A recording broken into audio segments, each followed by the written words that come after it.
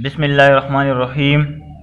आज का जो हमारा टॉपिक ऑफ डिस्कशन है वो है manufacturing of sodium hydroxide from brine, कि हम सोडियम हाइड्रोक्साइड को ब्राइन से किस तरह प्रिपेयर कर सकते हैं। तो इसको आज हम डिस्कस करेंगे इंशाल्लाह। तो हमारे पास दो तीन क्वेश्चन अराइज होते हैं। पहला क्वेश्चन ये है कि सोडियम हाइड्रोक्साइड को हम क्यों प्रिपेयर करते हैं, ये पहला सवाल है। Why we prepare sodium hydroxide. दूसरा क्वेश्चन हमारे पास ये पैदा होता है कि ब्राइन हमारे पास क्या चीज़ है जिससे हम सोडियम हाइड्रोक्साइड को प्रिपेयर करते हैं। तो सबसे पहले हम इन सवालात को क्लियर कर लेते हैं, फिर इसको डिटेल के साथ डिस्कस कर लेते हैं।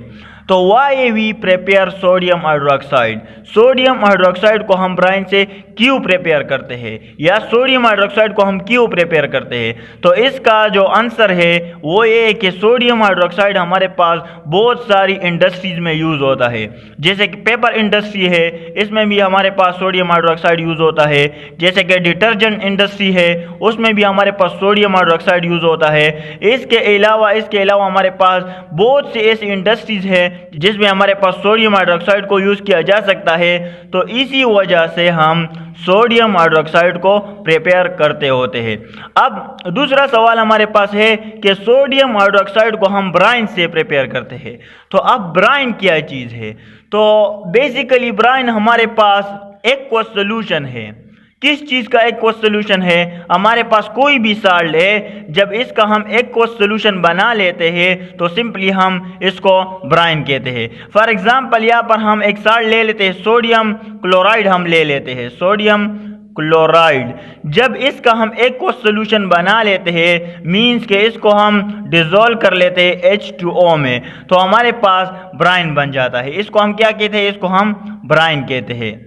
अब तीसरा जो हमारे पास क्वेश्चन अराइज होता है कि ये सारा प्रोसेस हम किस चीज़ में करते हैं, कौन सा एक ऐसा डिवाइस है, कौन सी एक ऐसी चीज़ है जिसमें हम ये सारा प्रोसेस करते होते हैं। तो इसके लिए हमारे पास एक special type of equipment use होता है जिसको हम नेल्सन सेल कहते हैं। जिसको हम क्या कहते हैं, जिसको हम नेल्सन सेल कहते हैं।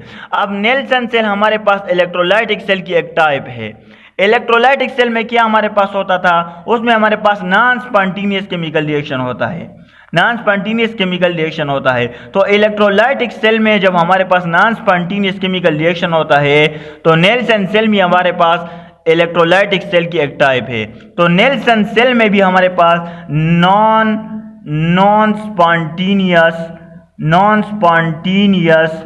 केमिकल रिएक्शन होगा। इसमें भी हमारे पास नॉन स्पॉन्टेनियस केमिकल रिएक्शन होता है।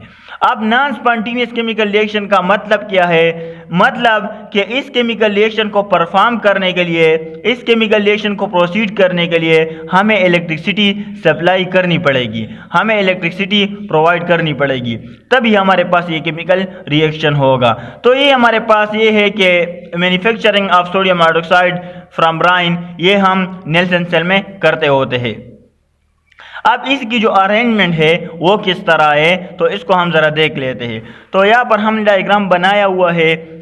यहाँ पर आप लोग देख सकते हैं कि हमारे पास एक टैंक है, एक स्टील टैंक है, और इसमें हमारे पास दो इलेक्ट्रोड है। एक हमारे पास एक परफोरेटेड आयरन कैथोड है। ये जो रेड कलर से मैंने रिप्रेजेंट किया हुआ है ये हमारे पास परफोरेटेड आयरन कैथोड है। ये हमारे पास क्या है, cathode, act as an cathode. और दूसरा, इस ट्यूब लाइक स्ट्रक्चर में हमारे पास एक रॉड हमने सस्पेंड किया हुआ है। यहाँ पर आप लोग देख सकते हैं ये रॉड हमने सस्पेंड किया हुआ है। ये हमारे पास एक्ट करता है एज एन एनोड। ये रॉड हमारे पास एज एन एनोड एक्ट करता होता है। और यहाँ पर हमारे पास दो आउटलेट सिस्टम है। एक से हमारे पास हाइड्रोजन गैस निकलेगा, दूसरे आउटलेट से हमारे पास क्लोरीन गैस निकलेगा। यहाँ पर आप लोगों को नजर आ रहा है कि हमारे पास एक और सिस्टम भी है, ये इनलेट सिस्टम है, जिसके जरिए हम ब्राइन को इंटर करते होते हैं इस नेल्सन सेल के अंदर। और नीचे अगर आप लोग देख ले तो हमारे पास आउटलेट सिस्टम है। ये आउटलेट सिस्टम किस चीज़ के लिए होता है, ये जब सोडियम हाइड्रोक्साइड हमारे पास प्रिपेयर हो जाता है तो इसको हम यहाँ पर कलेक्ट करते होते हैं एक बीकर में।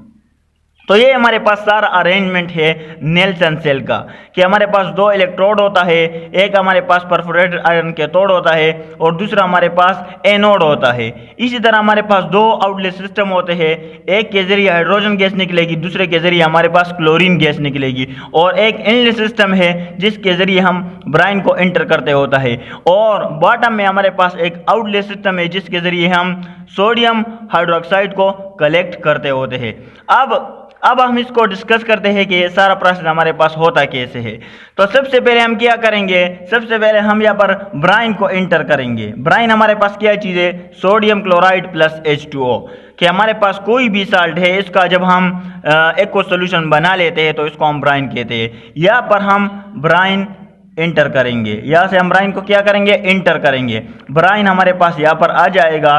तो जब हम इलेक्ट्रिसिटी प्रोवाइड कर लेते हैं तो इलेक्ट्रिसिटी प्रोवाइड करने के बाद, करंट पास होने के बाद, यहाँ पर जो हमारे पास ब्राइन होगा वो क्या हो जाएगा, इसकी इलेक्ट्रोलिसिस हो जाएगी, मीन्स के वो आयनाइज हो जाएगा, मीन्स के आयन में कन्वर्ट हो जाएगा। जब हमारे पास ये आयन में कन्वर्ट हो जाएगा तो ये हमारे पास कौन से आयन प्रोवाइड करेगा, सबसे पहले ये हमारे पास सोडियम आयन ये प्रोवाइड करेगा। सोडियम आयन ये हमारे पास प्रोवाइड करेगा इलेक्ट्रिसिटी सप्लाई करने के बाद। दूसरा ये हमारे पास क्लोरीन आयन प्रोवाइड करेगा।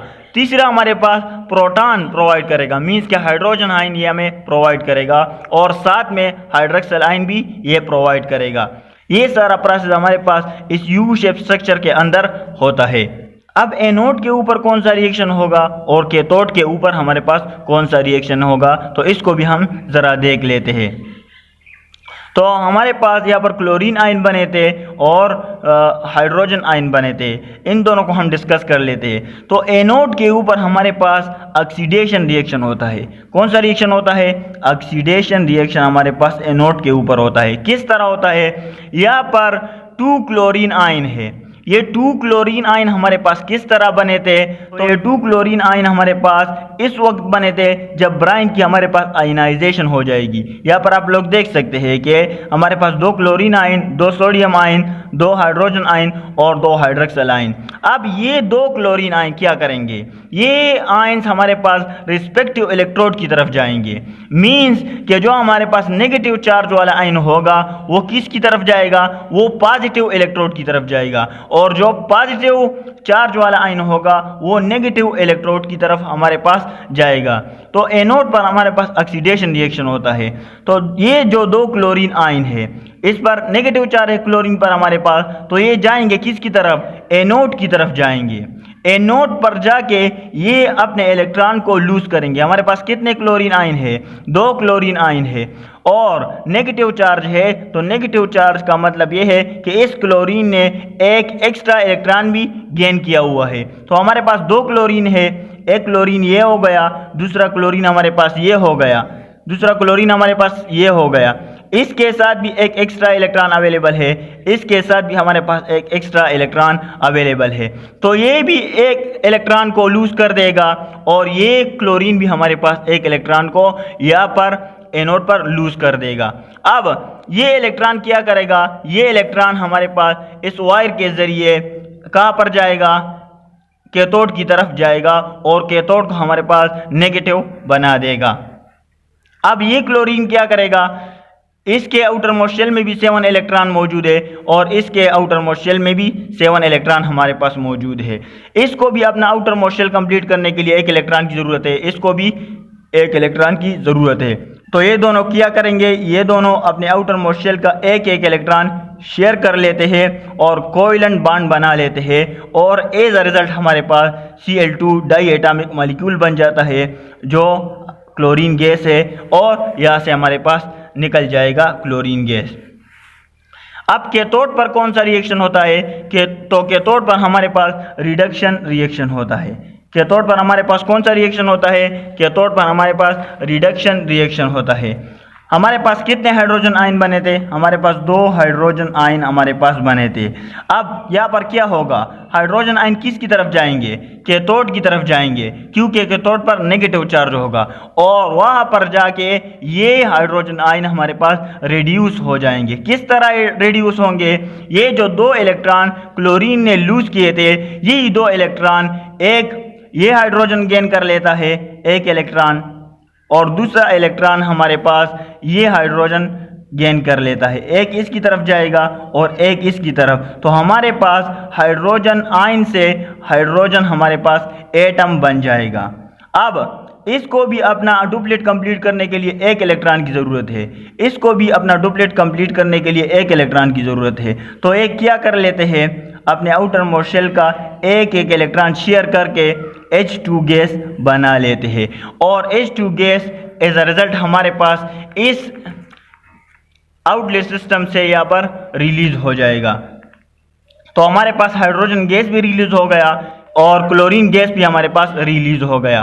अब क्या बचता है हमारे पास सोडियम बचता है और हाइड्रोक्सिल आयन बचता है। तो ये दोनों क्या करेंगे, ये दोनों आपस में कंबाइन होके हमारे पास 2NaOH, ये हमारे पास क्या बना लेते हैं 2NaOH, हमारे पास सोडियम हाइड्रोक्साइड हमारे पास बन जाता है। और जब ये सोडियम हाइड्रोक्साइड हमारे पास यहाँ पर बन जाता है तो ये सोडियम हाइड्रोक्साइड इस एस्बेस्टॉस के ज़रिए यहाँ पर हमने एक लाइनिंग लगा रखी है। ये लाइनिंग हम क्यों लगाते हैं, ताकि हमारे पास एनोड और कैथोड के दरमियान जो कनेक्शन है वो प्रिवेंट हो जाए। इसी वजह से हम यहाँ पर एस्बेस्टस डायफ्राम की एक लाइनिंग लगाते होते हैं।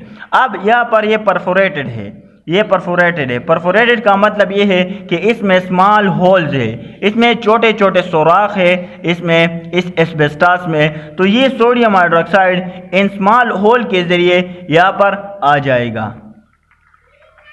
जब ये सोडियम हाइड्रोक्साइड हमारे पास यहाँ पर आ जाएगा तो ये इस आउटलेट सिस्टम के ज़रिए हम इसको कलेक्ट कर लेंगे एक बीकर में, तो हमारे पास सोडियम हाइड्रोक्साइड बन जाएगा। इसी तरह हम मैन्युफैक्चरिंग करते हैं सोडियम हाइड्रोक्साइड का ब्राइन के ज़रिए नेल्सन सेल में। तो हमारे पास सोडियम हाइड्रोक्साइड इसको हम कलेक्ट कर लेंगे। अब ओवरऑल रिएक्शन हमारे पास कैसे होता है, तो इसको अब ज़रा देख ले। हमारे पास जो ओवरऑल रिएक्शन होता है 2 सोडियम क्लोराइड है, ये हमारे पास क्या है, ये हमारे पास एक साल्ट है और ये हमारे पास वाटर है। तो इनसे हमारे पास ब्राइन बन जाता है। ये दोनों जब हमारे पास रिएक्शन कर लेते हैं तो हमारे पास ब्राइन बन जाता है। तो H2 हमारे पास, ये हमारे पास हाइड्रोजन गैस के सूरत में ये निकल जाएगा एक आउटलेट सिस्टम से। दूसरा हमारे पास क्लोरीन गैस की सूरत में ये भी निकल जाएगा और हमारे पास आखिर में 2 सोडियम हाइड्रोक्साइड बच जाता है। तो स्टूडेंट, ये आज का हमारा टॉपिक था manufacturing of sodium hydroxide from brine. Okay, thanks.